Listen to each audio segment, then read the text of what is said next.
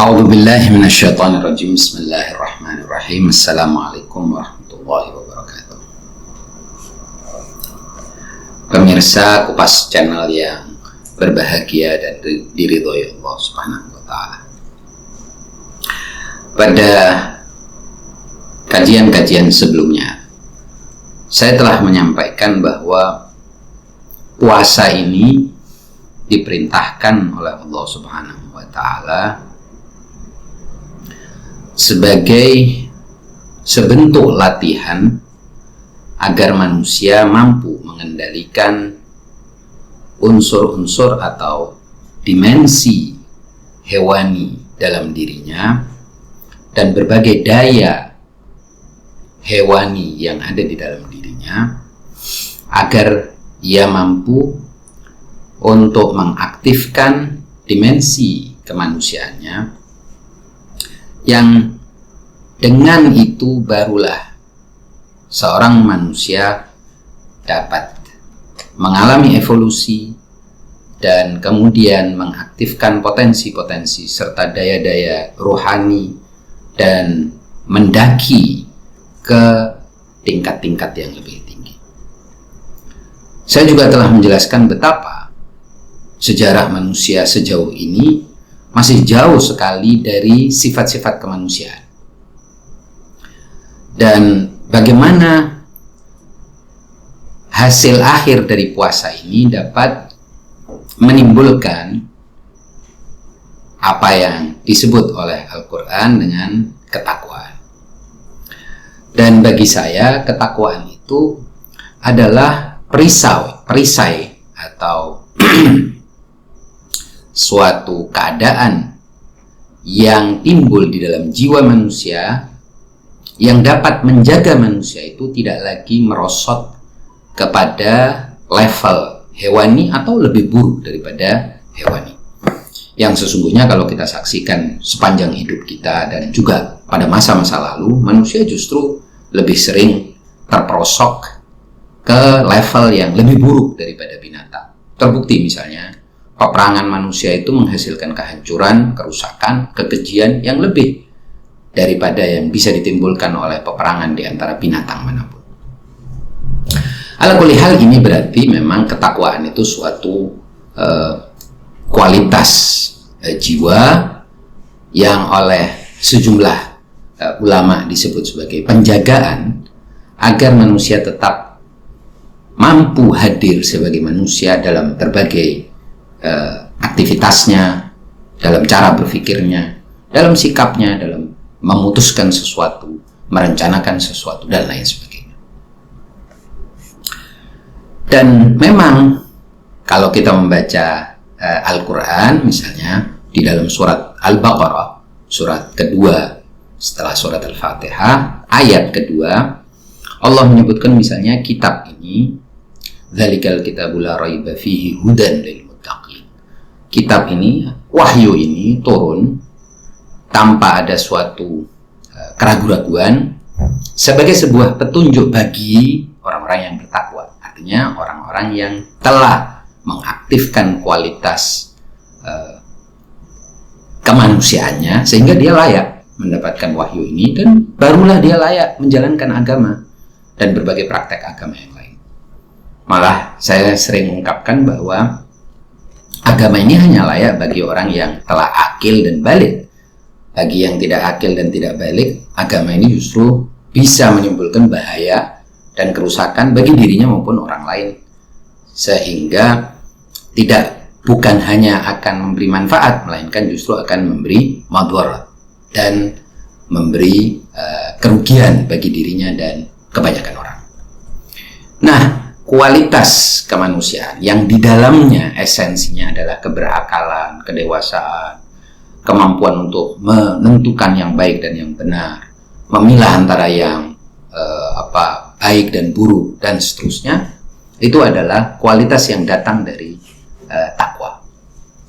Karena itu sebagian ulama mengatakan takwa itu adalah semacam kekebalan jiwa agar tidak merosot kepada level binatang atau lebih buruk. Nah, yang menarik di dalam surah Al-A'raf ayat 25 6, ada sebuah ilustrasi Al-Quran yang sangat menarik tentang takwa ini. Allah berfirman, Ya Bani Adam, Qad anzalna alaikum libasan yuwari sawatikum warisha. Wa libasut taqwa dhalika khair. Dhalika min ayatillahi la'allahum yadzakkar. Hai anak Adam, sesungguhnya kami telah menurunkan kepadamu pakaian untuk menutup auratmu dan pakaian indah untuk perhiasan. Lalu Allah berfirman, dan pakaian takwa itulah yang paling baik. Yang demikian itu adalah sebagian dari tanda-tanda kekuasaan Allah. Mudah-mudahan mereka selalu ingat. Di sini ayat ini betul-betul indah sekali mengilustrasikan kedudukan atau posisi takwa dan mengkomparasikan atau membandingkan, memisalkan takwa itu dengan pakaian yang kita pakai sehari-hari. Kalau kita tidak menggunakan pakaian itu, apakah pakaian yang biasa-biasa saja untuk menutup aurat kita seperti yang disebutkan ayat ini, atau pakaian untuk menghiasi? Fungsi pakaian itu adalah menutupi keburukan diri kita sendiri dan menutupi aurat kita. Dalam ayat ini, Allah mengilustrasikan takwa itu seperti pakaian dan bahkan sebaik-baik pakaian. Berarti sebetulnya tanpa takwa, manusia akan menjadi sangat buruk, brutal, beringas, keji, kejam, dan bisa lebih buruk dan lebih kejam daripada binatang. Bahkan barangkali bagi banyak orang lebih mudah memelihara binatang daripada memelihara sosok yang disebut manusia tetapi tidak memiliki kemanusiaan, atau dalam bahasa Al-Quran tidak memiliki ketakwaan. Jadi takwa ini adalah sesuatu yang sangat dibutuhkan oleh manusia agar dia tidak menjadi lebih buruk dari binatang atau bahkan tidak menjadi binatang, melainkan menjadi manusia yang seutuhnya. Dan itu tidak mungkin kita dapatkan tanpa kita berlatih melalui serangkaian ibadah. Di antara ibadah itu, seperti yang telah saya kemukakan sebelum-sebelumnya, adalah puasa. Di mana puasa itu secara lahiriah saja, jadi basicnya, dasarnya puasa, atau puasa yang derajat yang paling rendah adalah menahan haus dan lapar dan impuls atau dorongan seksual untuk berhubungan dengan pasangan. Dengan kita menahan semua itu, berarti kita telah mengaktifkan suatu kemampuan atau dimensi lain di dalam diri kita yang sebelumnya barangkali kita abaikan atau tidak kita pedulikan, sehingga sepanjang hidup kita atau sehari-hari di luar bulan puasa kita memperturutkan dimensi-dimensi biologis dan hewani kita tanpa kita sadari atau kita sadari.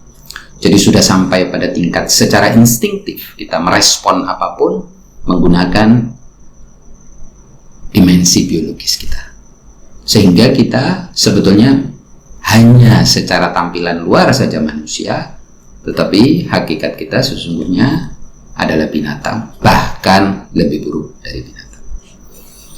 Nah, itulah mengapa dalam puasa ini kita diminta oleh Allah Subhanahu wa Ta'ala untuk menahan diri kita dan melatih diri kita untuk mengaktifkan sesungguhnya sebuah kemampuan dan kapasitas yang telah ada di dalam diri kita dan dalam hidup kita, dalam penciptaan kita, yaitu dimensi kemanusiaan kita yang apabila telah aktif maka kita akan memiliki ketakwaan, dan kalau kita sudah memiliki ketakwaan maka kemanusiaan kita akan terjaga dan akan terhindar dari, dan kita akan terhindar dari kemerosotan dan dekadensi menjadi seperti binatang atau lebih buruk dari binatang. Demikianlah para pemirsa Kupas Channel, sedikit hikmah dari mengapa kita berpuasa, dan juga mengapa puasa ini dapat mengantarkan kita kepada ketakwaan, dan apa arti atau manfaat takwa itu bagi kita, yang tidak lain adalah mempertebal kemanusiaan kita atau mengimunisasi kemanusiaan kita dari penyakit-penyakit yang dapat membawa kita kepada level kebinatangan atau lebih buruk lagi. Itulah sekilas yang bisa saya sampaikan. Wallahu muwaffiq ila aqwamit thariq. Wassalamualaikum warahmatullahi wabarakatuh.